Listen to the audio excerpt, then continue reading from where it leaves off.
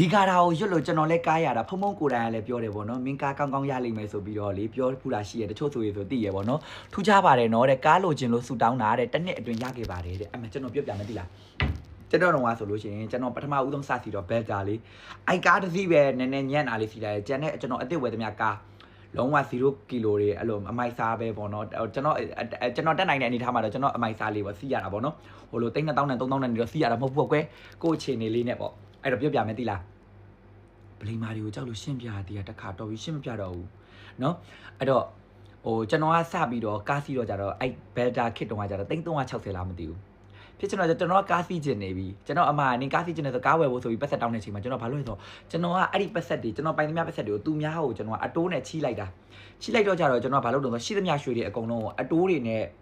နှစ်ချက်တိုးတွေနဲ့ပေါင်ပလိုက်တော့ကြတော့တစ်ဖက်ကလည်းအကျွေးရပြန်မရဘူးအဲ့တစ်ဖက်ကလည်းကျွန်တော်အတိုးတွေကဆက်နေရသေးတယ်အဲ့တော့ကြတော့ကျွန်တော်အကျွေးရခြင်းတော့ကြတော့ဒီဂါရာကိုရွတ်ဖြစ်တာပေါ့နော်ရွတ်ဖြစ်တာကနေပြီးတော့အဲ့ဒီဂါရာကိုရွတ်တဲ့အချိန်မှာပဲဟိုဘက်ကအကျွေးရစရာရှိတဲ့သူက3300လောက်လဲ3300လား400လားမသိဘူးပေါ့နော်400လောက်ထင်တယ်ကျွန်တော်ကို4ရက်အတွင်းမှာလာဆက်သွားတာ4ရက်အတွင်းမှာလာဆက်သွားတော့ကျွန်တော်ကပြေးလဲသွားတယ်ပေါ့ကွယ်သိရမလားအဲ့ဒါနဲ့နောက်တစ်ခါကျွန်တော်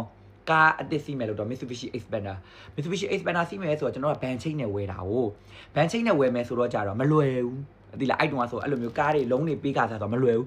တော့ကြသိရမလားကျွန်တော်ကလေဂါရာတွေရွတ်ပြီးအများနဲ့ဆူတောင်းခဲ့တာကျွန်တော်ကလေသူများတွေလာချီပြီးဆောင်လာကျွန်တော်ကလေဟိုတပတ်ကျော်2ပတ်လောက်နဲ့ကျွန်တော်တန့်ပြီးတော့ရတယ်ကားကိုဟာအဲ့မှာလေကျွန်တော်ကလေဒီဂါရာကြီးဆွဲလိုက်တာအဆင်ပြေလိုက်တာအဲ့ကားရတော့ဆိုခုံးအောင်ပေါက်တယ်နောက်တစ်စီးကားဝယ်မယ်ဆိုတော့ကြတော့လေကျွန်တော်အခုဝယ်တဲ့ကားကလည်းအဲ့လိုပေါ့နော်ဟို0ကီလိုပဲ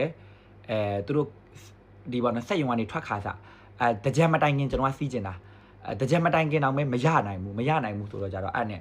အဲ့ကားရှိုးလုံးကအကိုကြီးရပဲကျွန်တော်အတွက်တစ်စီးကိုကွာမြန်ရအောင်ဆိုပြီးချက်ချင်းကိုစီစဉ်ပေးလိုက်တာအဲ့လိုပေါ့နော်ဟိုကန်နေရလေအကြောင်းတရားတွေကလေတအားပွင့်လာတာမိတ်ကောင်းဆွေကောင်းနဲ့တွေ့လာတယ်ကားရှိုးလုံးမှလေကားသွားဝယ်တော့လည်းပဲကျွန်တော်တို့ကသူတို့ကိုတည်နေလို့သွားဝယ်တာမဟုတ်ဘူးသွားဝယ်လိုက်တော့ကျွန်တော်တို့အတိဖြစ်နေတော့ကြတော့ဈေးလဲတော်တော်လေးအဆင်ပြေရတယ်ကိုကြီးကိုလည်းကျေးဇူးအများကြီးတင်ပါတယ်လို့နော်ပြီးသွားပြီဆိုလို့ရှိရင်အကိုကြီးကလေကျွန်တော်နာမည်ပေါက်တင်နေဆို2စီးတောင်ဖြစ်သွားတာကျွန်တော်နာမည်ပေါက်နဲ့တင်းထားတဲ့ကားမရလို့ဆိုအဲ့လို0ကီလိုသူမရရအောင်ထပ်ဝယ်ပြီးတော့သူများစီကနေပြီးတော့ကျွန်တော်နာမည်နဲ့လုတ်ပေးလိုက်တာပေါ့နော်မြန်လေးလိုင်စင်တော့မဲရအခုပါရနေပြီကျွန်တော်တို့လက်ထက်တောင်မရသေးဘူးပေါ့နော်တကယ်ကိုကျေးဇူးတင်တာအကိုကြီးကိုလေနော်အဲ့လိုပေါ့မိကောင်းစီကောင်းနဲ့တွေ့လာတယ်ပြီးတော့လို့ရှိရင်အဆင်ပြေးလာတယ်ပေါ့နော်အဲကြောင့်ကားကောင်းကောင်းစီးကျင်တဲ့သူတွေဆိုလို့ရှိရင်လည်းဒီကားတာကိုရွတ်ပါလို့နော်ကျွန်တော်ဘဝတော့ကျွန်တော်ပထမဦးဆုံးအကျွေးလေးနဲ့စီးနိုင်ခဲ့ရဗန်ချိတ်တွေနဲ့စီးနိုင်ခဲ့ရနေပြီးတော့ကျွန်တော်အဆင်ပြေးလာတယ်လို့ပြောချင်ပါတယ်နော်ကြွားပြောတာမဟုတ်ပါဘူးကျွန်တော်ကိုယ်တိုင်လည်းကျွန်တော်အကျွေးတွေရှိရဲဆိုတာလည်းကျွန်တော်အကုန်ပြောပြထားပါတယ်လို့နော်လက်တဖြူအစီလေးတော့လိုအပ်ရင်လားဝယ်အောင်နော်